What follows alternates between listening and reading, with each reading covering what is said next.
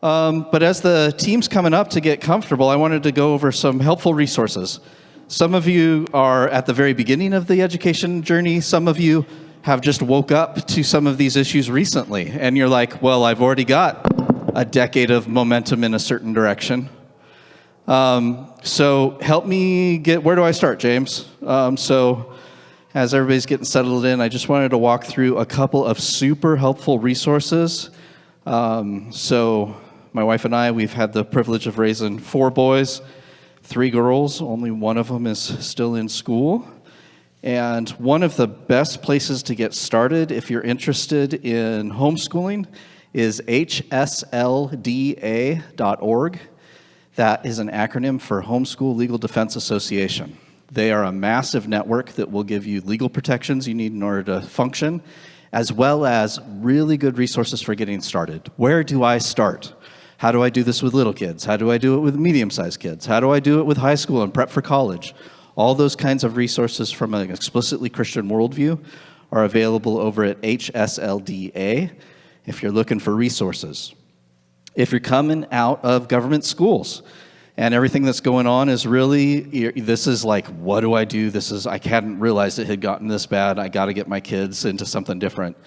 A great resource for you guys is going to be Public School Exit. And what we love about that resource is it's got stuff there for parents, it's got stuff for kids, and it's got stuff for teachers. So if you're a Christian educator and you're trying to figure out how to navigate in the government school system as a Christian, there's massive resources there for Christian teachers to help you dealing with the national teachers unions and all of the complexities that involve being a Christian inside that system. I think all of us would agree that public schools aren't broken, guys. They're doing exactly what they were designed to do. Okay? This is really important. It's not a broken system. It's working exactly as it's engineered to work. And a lot of people hadn't realized that. If you've got little guys, if you've got boys that you're trying to raise into men, Warrior Poets Society would be a resource to check out. They have badges for boys where you as the dad can do kind of the Boy Scout thing. But it's like, one of the badges is how to be a gentleman. And it walks you through, a father, how to teach your boys to act like a gentleman. It's got other cool ones, like how to start a fire, and how to do camping, and how to be a theologian. And those are the kinds of badges that they've got in the system. It's a brand new resource, super helpful for casting vision for your little guys to help them grow up. Thank you guys for being here. So we've got Wade Thomas, pastor here, and his bride, Miss Sarah. Thank you for being here, Sarah. Miss Judy is what I introduced her earlier today as a multi-generational homeschool mama. She's working on her 2nd generation of homeschoolers, and Judy and her husband Jay were part of that generation that I was talking about at the beginning of the morning, that when you guys really leaned into this and got started, it was not only frowned upon, it was illegal in many locations. So you guys came up through this from the get-go. So you have been sending questions in, and we appreciate that. Let me, without further ado, dive right into the audience questions. I think the first one that I want to throw at you guys is, I'm worried that my daughter is a tomboy. What do I do with that?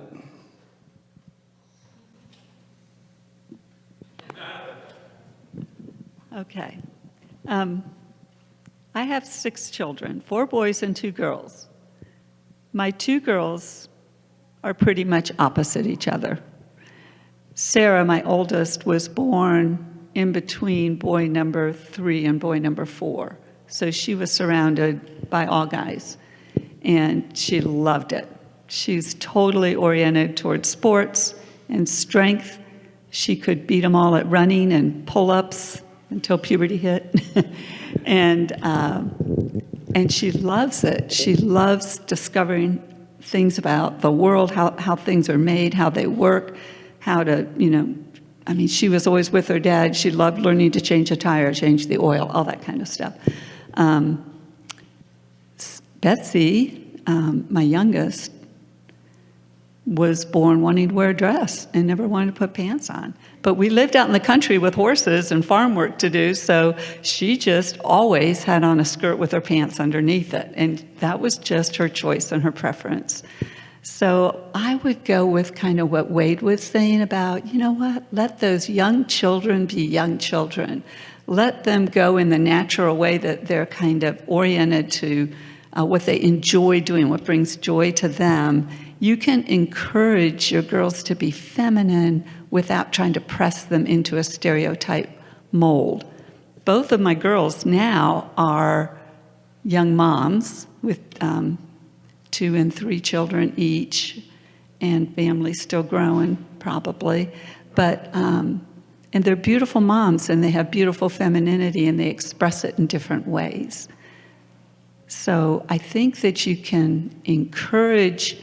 I think we were a product of the time when women's lib was just blossoming.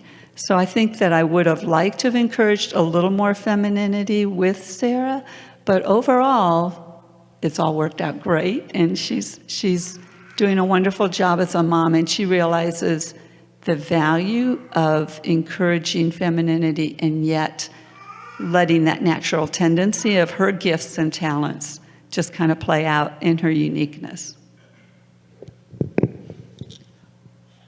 Go ahead, say something, because we've probably got at least one. But. I really am very nervous being up here, guys, so you have to be very patient with me. So, I mean, we do have one that loves to play in the mud. Like, she was literally doing that, like, 2 days ago. And so, like, I don't know, there's different ways that, I mean, she playing in the mud and then what she actually makes with the mud is, like, slightly different. And, but that's gonna do things for her, like when she's got to knead dough too. Like, it's gonna be fine, like that. I don't know. Okay, since you gave 2 encouraging ones, I'll give one, like, because I'm guessing whoever asked the question might have a little bit of an alarm bell. If you do end up with a girl who is reacting against something and is, like, in a scary way, like rejecting actual femininity.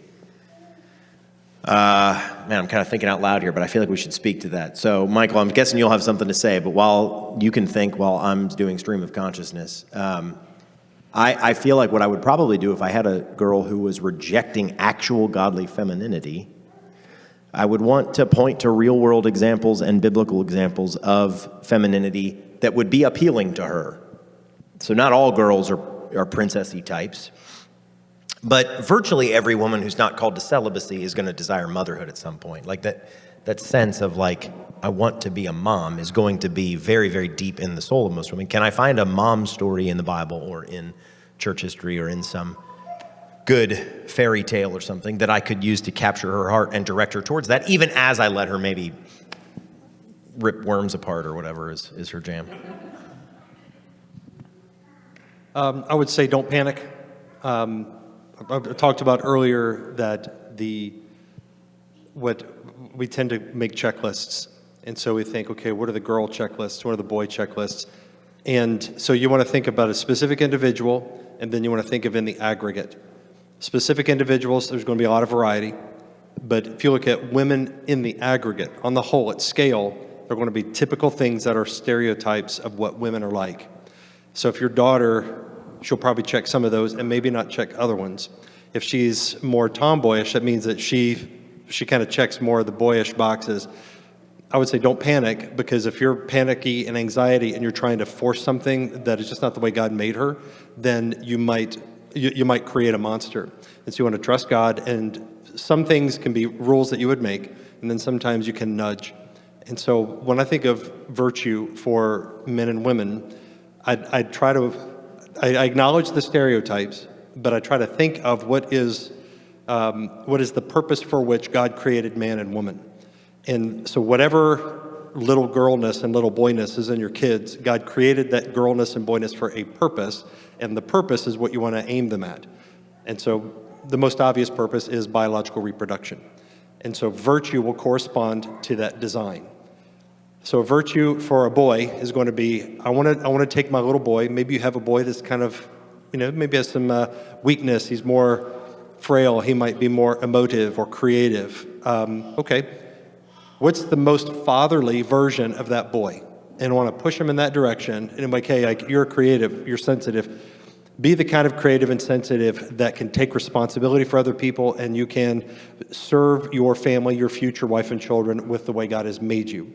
And so you're not giving them a checklist. You're saying God made you a certain way, and as you're pursuing virtue as a man that is fatherly, the things that are needed from you, you can cultivate those in your child. Same thing with a little girl. Tomboyishness, that's not a reason for panic. Because if you look in the Bible, the story that stands out, I can't remember if it's Rachel or Rebecca, but it's the one where she went down into the well and watered the camels. Which one was that? Was that Rebecca. Rachel? Wait, Rachel? Okay. Rachel.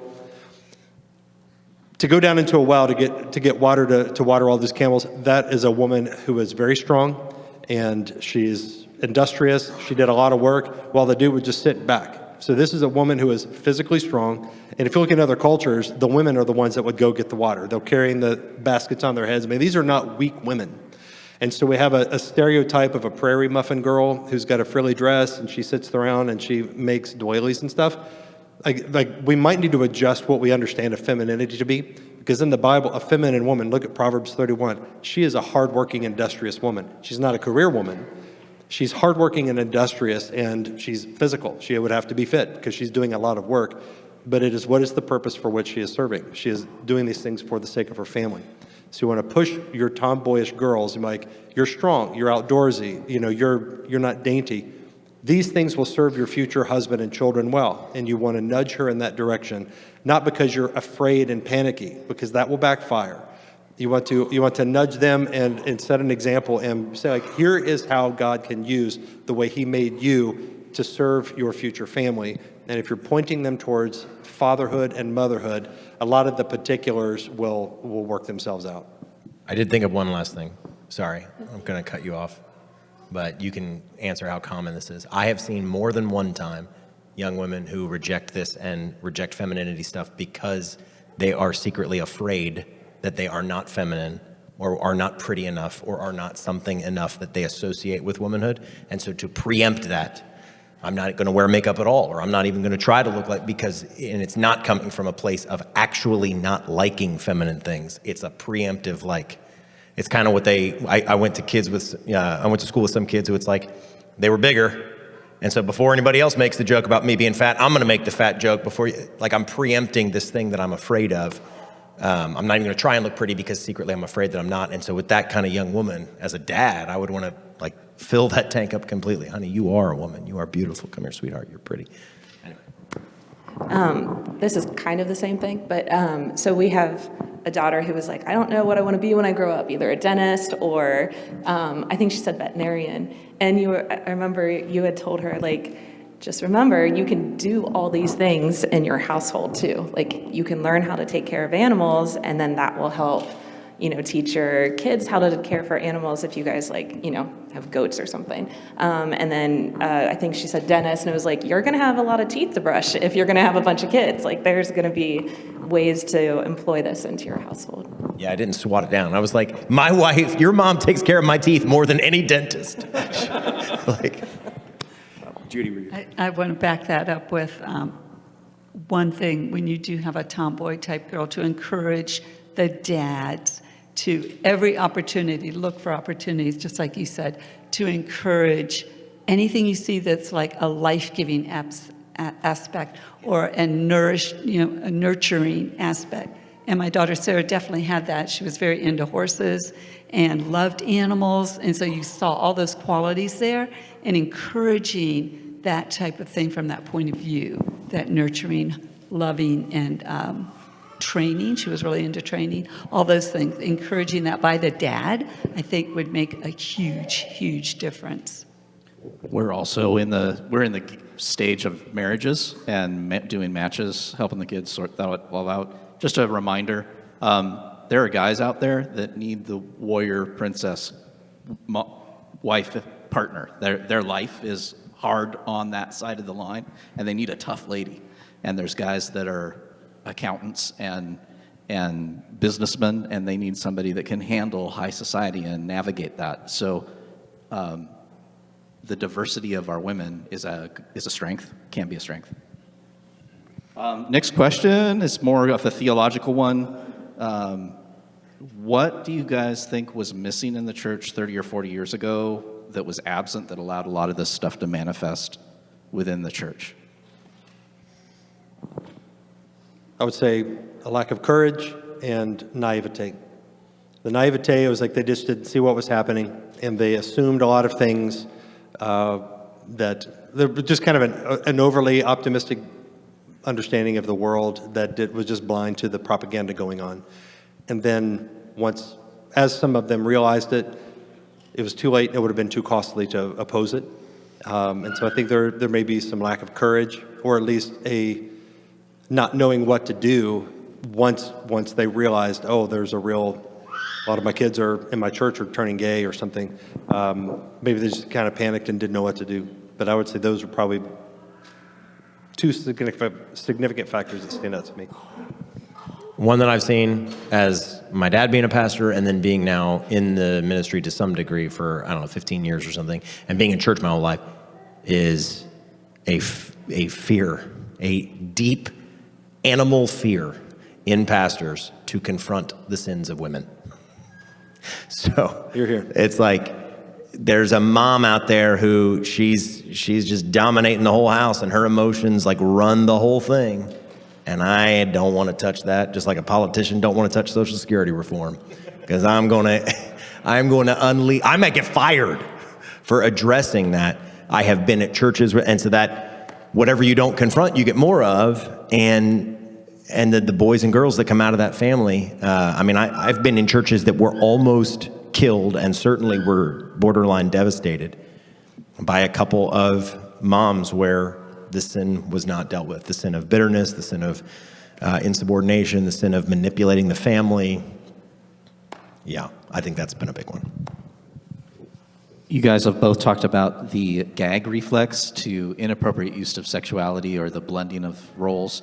Is that a God-instilled characteristic in people, or is that only something that can be trained? So you have to see what the good is before you develop that revulsion to the misuse of sexuality?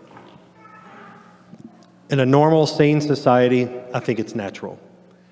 And so in a normal, sane society, homosexuality is the very small minority.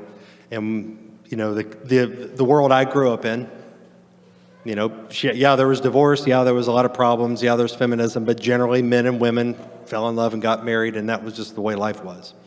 And so in that kind of environment, homosexuality is just weird, and it kind of gross. Man, it's weird. It's sick. So I don't think there's a whole lot of need to create that. I think it's already there within a child, because it is unnatural. The thing that Romans 1 talks about, it's like they're sinning against nature. They're doing things contrary to nature. And so just like you don't have to tell your child, don't eat dirt, that's unnatural. Well, they know it's gross. They don't want to put dirt in their mouth. It's gross. It doesn't taste right. And so I think because the propaganda has been so persistent for so long, that is why I'm talking about with it. It needs to be reinforced by a counter propaganda that parents would instill to help make sure that the kids know it's like you can feel this way. It's okay to feel that way. You don't need to feel bad that you're grossed out by something that is really gross. And so I think there's a need to give it a little bit more kindling, so that gag reflex can flourish. But I do think it is something that is, because it's unnatural, it is, the sinfulness of it is self-evident. That's the argument of Romans 1. And so I don't think that it has to be created, something that is not already there. I just think it's already there in your child. It's given permission to express it.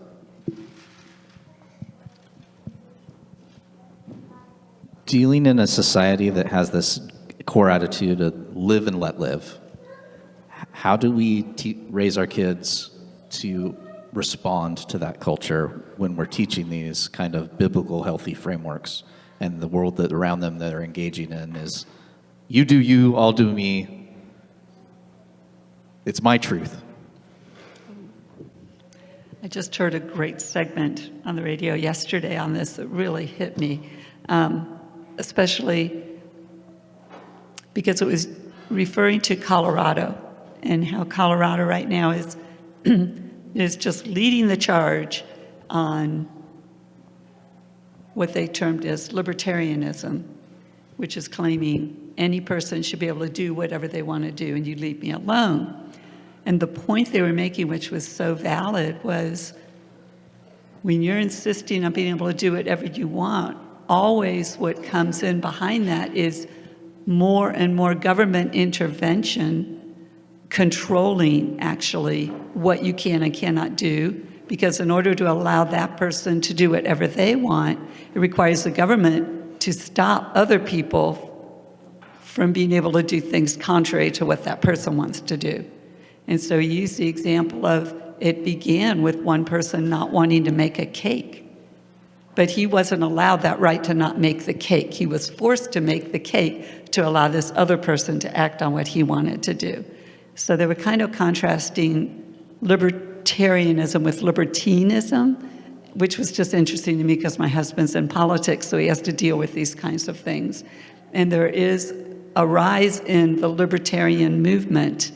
And so I asked my husband about it because it's right around here, it's really growing. And he said, well, we're making a distinction between Christian libertarianism, which wants the government to stay out of people's lives, but still holds to Christian morality, versus libertarianism that says I should be able to do whatever I want to, which ends up resulting in a great deal of government control, forcing people to actually do things they don't want to.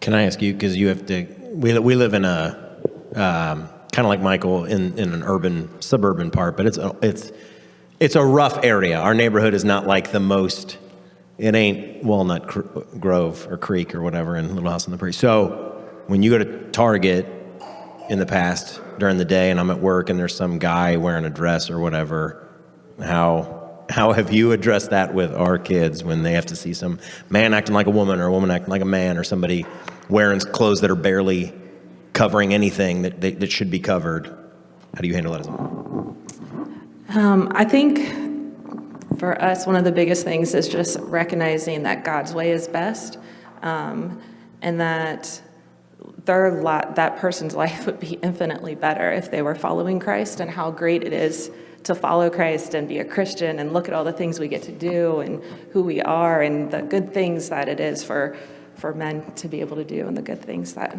for women to be able to do, and just being joyful about that. So not mean and legalistic, and I'm just making sure. Okay. From a parent of small kids, and this will get us the clicks online when this session goes live.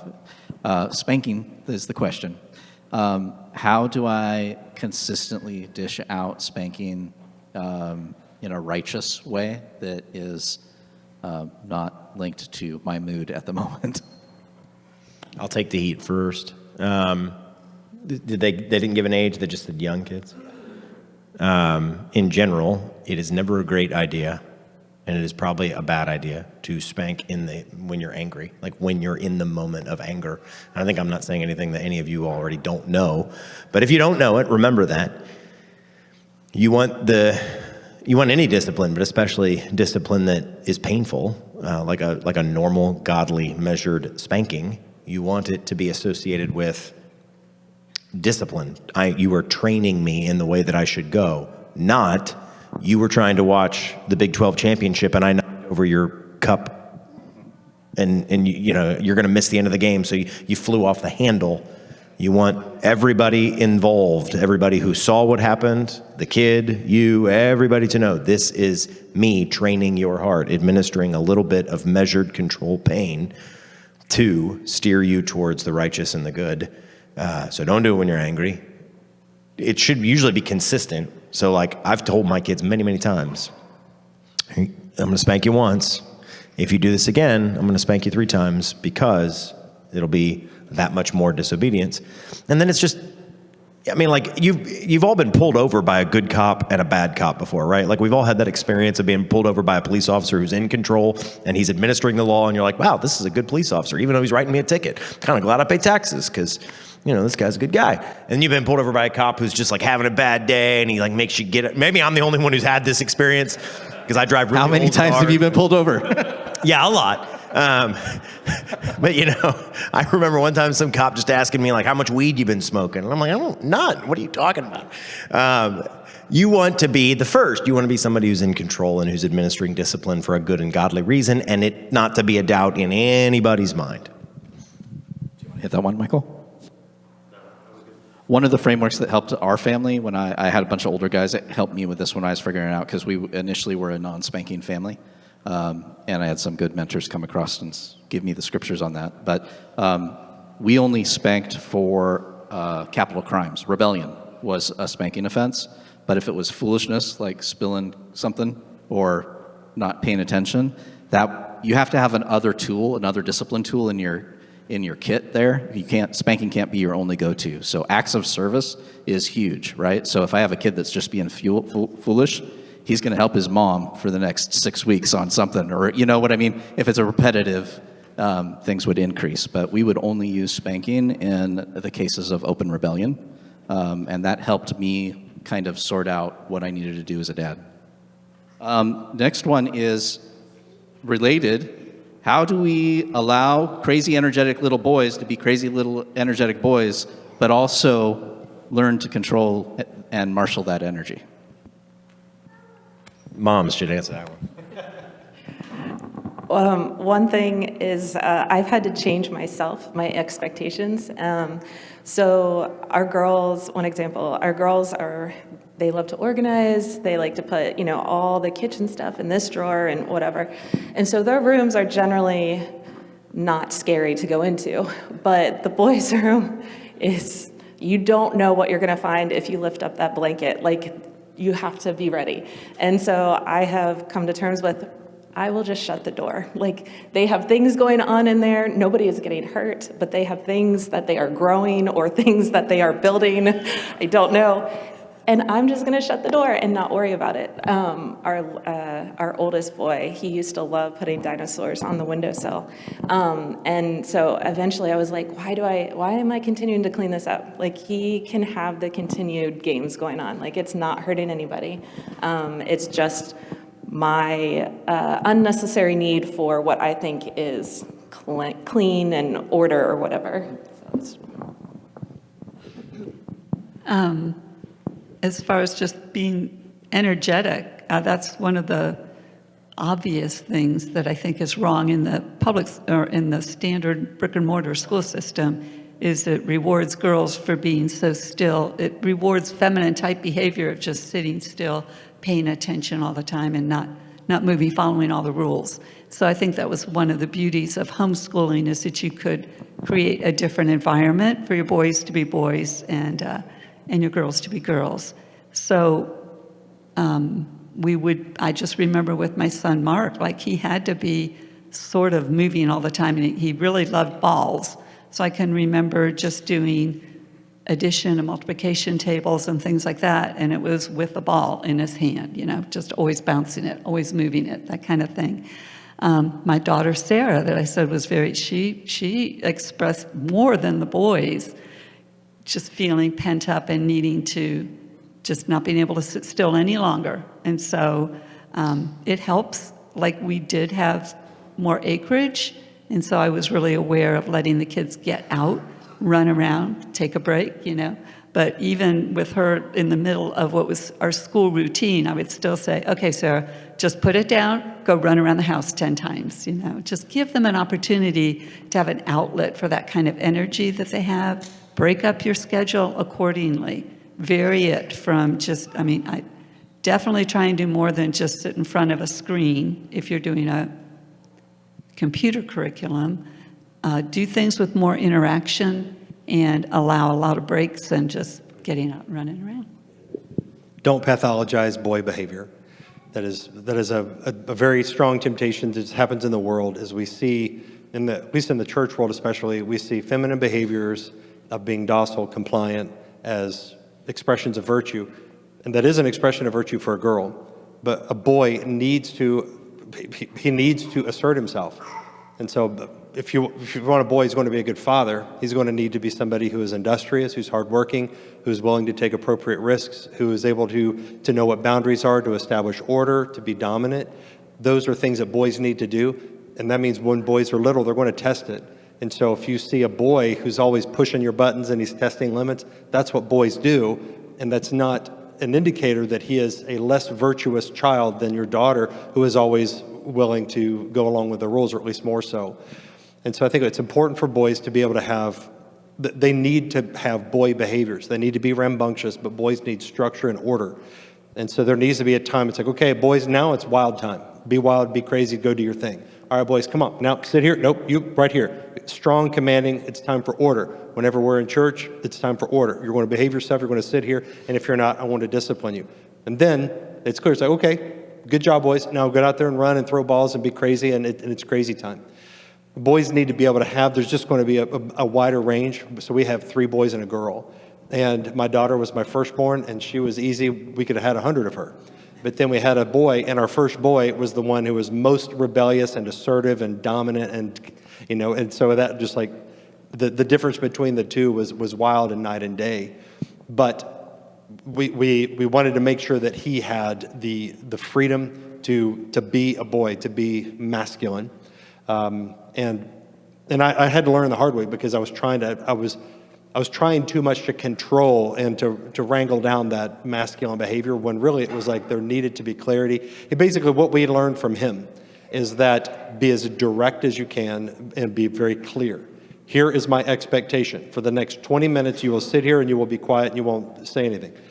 And if you give him those clear instructions, then he's going to, that you're setting him up to succeed. My wife tends to be really, she tends to be vague and ambiguous because she doesn't like asserting authority. So she'll be like, well, it would be great if you would just come in here and calm down for a bit. And I'm like, he needs clear instruction. Boys need clear instruction, be direct. But that is good, because someday these boys, hopefully, will be men and fathers, and they will need to have command in a family and to be able to assert themselves and to be able to provide. And so you're training them for future adulthood. If you basically don't want to parent them as though they're interchangeable. You have to customize your parenting to boys and girls. And I'll stop rambling now, because I know we're running late on time. Okay. Now that we've had the easy ones out of the way, I have a 12-year-old. We haven't had the sex talk. Where do I even start?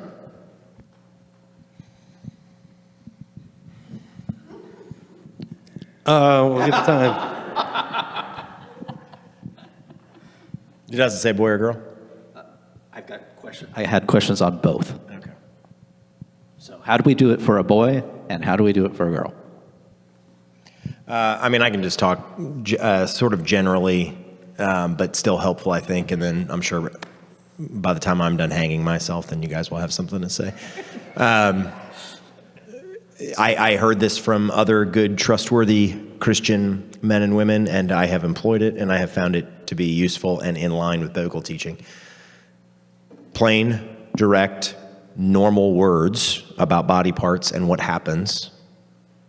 So not cute little euphemisms, but in a plain, direct, and without any sense of shame or embarrassment, as much as you can do. Calibrating for the kid's personality. Some kids are going to be like, oh, this is really awkward. Other kids are going to be like, wow, tell me more. So calibrating for the kid's personality, no embarrassment, no shame, and a sense of like, this is good, this is normal, this is what it's for marriage. And these are the things we don't do because God made it for. So we're using real terms for body parts. We're explaining what happens and why, and that it is a good and exciting thing for marriage and all of the things that God made it for, which, yes, is for producing babies, but is also for loving your husband, loving your wife, and everything that the Song of Solomon describes. It's not the talk. That implies you could schedule it on a day, you have the talk, and then you're done. It is a running dialogue. We've abstracted it in the modern day because we don't live around, we've kind of hidden from normal daily experience the fact that we don't live around animals that are having sex, basically. But in a prior time, it was something that could just be, it's like, what are those horses doing? Well, let me tell you what those horses are doing. This is where baby horses come from. And mommies and daddies do the same thing, and it's a regular ongoing conversation. So our choice was to introduce the word sex into the vocabulary very early, and for it to not be a dirty thing. It's like, oh, sex is a good thing. It's what mommies and daddies do. It's for married people, and just leave it at that. And, it's just something that could come up if there's a context, and it's just part of the conversation to where it's not taboo. She doesn't feel like you're crossing some major threshold. It's just this is a conversation that's been happening for years. And then when it does come to a point where it's time to have something more direct, we're going to be answering some questions you may have been having. There's a couple of books, there may be newer ones and better ones now, but some age-appropriate books that would talk about some of the things that they may be thinking about, not graphic or inappropriate, but just age-appropriate things. And there's one for little kids and then adolescents and one like 14, 15 years old. And we say, okay, read this book, and then I want to talk to you about it after you read this book. And then we'll introduce new things into the conversation. But it's not just a talk. I think that would be the wise way to go. It's just something that is part of the ordinary conversation of daily life. When there's some occasion to bring it up, it's okay, and to not be embarrassed about it. And just if it feels taboo, then you're adding an element of mystery and intrigue to it that might backfire. So if it's just a normal thing that you talk about, you're showing inappropriate ways to talk about it, that'll help. I was going to ask if you two could talk as moms. I just want to kind of add on to that. It could be a warning to you if you feel really uncomfortable that maybe you're not cultivating an atmosphere of discussion with your children. And so sometimes, even now looking back, I think, by the time I had 6 kids, was homeschooling all of them, I got pretty caught up in just keeping the routine and keeping the subjects checked off and keeping the chores done and the house running and that kind of thing. And I wish I'd done a little bit more. I mean, we did do a lot of discussing, but try to cultivate an atmosphere of talking and discussing things. It comes out too of just do a lot of reading with your kids. And even as they get older and they can read themselves, continue that practice of reading books, reading good books to your kids and with your kids, and letting discussions flow from that. Like, just really encourage an atmosphere of discussion, asking questions, always answering their questions. Don't be too busy to answer their questions. Let them feel comfortable with that. Because if it's really that awkward, then maybe you need to try and relax a little on your law and order and enter into just being people with them. Enjoy the relationship with your children. You need to establish discipline, you need to establish routines and guidelines, but also build into that just liking them as people and spend time with them as people so that those conversations come more naturally. Yeah, I remember, it's been a couple of years, but we were in a Starbucks drive-thru, and one of my kids asked a question, and I was like, I guess we're talking about placentas while we were waiting for my coffee. And so we just sat there in the drive-thru. They wanted to know how babies eat in mommy's bellies, and I mean, we just talked about it. And for me, the way I grew up, everything was like hush hush, and we don't say those words and we don't ask those questions. And so for me, one of the things that I had to do is when I was alone in the car is I had to say the anatomically correct names for body parts because I was so uncomfortable and I didn't want my kids to feel shame or embarrassment or anything like that. So I had to practice saying words so that way I wasn't cringing or something when I was talking to my kids. So I did things like that. But yeah, having just the regular conversations. And then we did with our oldest too, or I guess with our oldest, doing a special day. So I took our oldest to Great Wolf Lodge and we did face masks and did all the things and celebrated being a girl and what that means in the long term and had another conversation about all that stuff. Mm-hmm. So it's a happy thing. Mm-hmm. You're becoming a woman, you're becoming a man. These are good and like any good thing, they could be used sinfully, but this is not something that we're going to feel is only radioactive in a bad way. Yeah. Carrie, with all of our girls, she did this ongoing conversation using real words, building the vocabulary. But we also did, when the girls were 12, they always go out for retreat with mom, and they cast the vision for femininity and the cycle that's coming and how that's a good thing. Your body's building its ability to be fruitful. And with the boys, we did sword ceremonies. 12-year-old boys love a good sword ceremony. And you're now going to be treated like a man, and we're going to build your responsibilities to use your sexuality to drive you towards establishing a household on your own. That passion is for fuel for you to build a godly kingdom on your own. So that's some of what we did. Last question. Do we need to discipline boys and girls differently to affirm their gender, God-given gender? Discipline doesn't just mean spanking. So the reason why I say that is you need to do everything differently because they're boys and girls. Discipline is teaching, and I teach. Okay, does a girl need to tell the truth? Yes. Does a boy need to tell the truth? Yes. Are grown men and grown women going to tell the truth in exactly the same ways, in exactly the same spheres, for exactly the same ends, to the exact same purposes? No, of course not. They're men and women. So everything gets done differently. So a dad is going to have to resist the bad temptation to go easier on his girls because they're cute and have high-pitched voices and scratch his back and he snuggles with them, and go harder on his boys because they clog the toilet and never put their dirty dishes in the sink. That's not good. But yeah, of course I'm going to so my son, when he falls, we started doing this thing, my 4-year-old son, when he falls, where I make him stand up and tell me that he's tough, because God made him a man. I do not do that exact same thing with my little girls. Now, is there an occasion where I'll be like, hey, you should toughen up, sweetheart? Sure, but I'm not gonna do that every time because she's not a boy. So all of teaching, all of discipline is gonna be, to some degree, tailored. God made Adam and Eve and made very clear, I have made this person a man and this person a woman, and each has distinct vocations, and I made them differently. I took this one from the rib, I made this one from the dirt. Why would I think I'm smarter than God? And I'm going to flatten it all out. This Adam and Eve stuff. I'm going to teach them all, read them all the same way. All right, sorry. Good? Yeah, that's good. Okay. Well, I think that's it for the day. Let's show our appreciation for the panel here.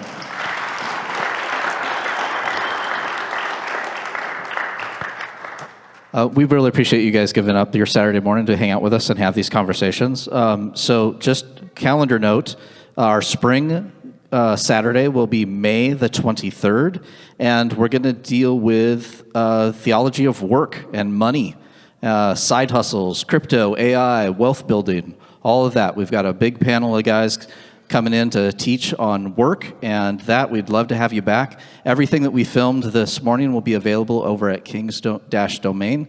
You can catch that in a few weeks as we get those sessions up, and use that. If this was a blessing to you, share it with others, right? So again, thank you for the day. Thank you, panel. We appreciate you guys. Michael, you want to close us in prayer? Let's pray. Our Father and our God, thank you for the beauty of sexuality, for manhood and womanhood, the way you created it. Thank you for the gift and blessing of little boys and little girls that we want to see grow into men and women and fathers and mothers. Father, I pray for you by your Spirit to give us wisdom in whatever stage of life and parenting that we are in, and help us to apply what your word says, anything we've learned here today, the power of your Spirit to our particular situation. And I pray that you'll protect our kids. May our children learn to love Jesus, love your word, hate their sin, and hate sin in general, and that they will practically walk out what it means to honor you as men and honor you as women, and give each of these parents wisdom to know how to cultivate that in their children. And so we thank you that, Lord, that you do not leave us in the dark, but that you save us, and then you give us your word to guide us. And may we have the wisdom and the power and strength to put it into practice, Lord, in ways that honor you. So bless us as we go throughout our day, and we thank you again for this time. We pray in Christ's name. Amen. Thanks, everybody. Have a great rest of your day.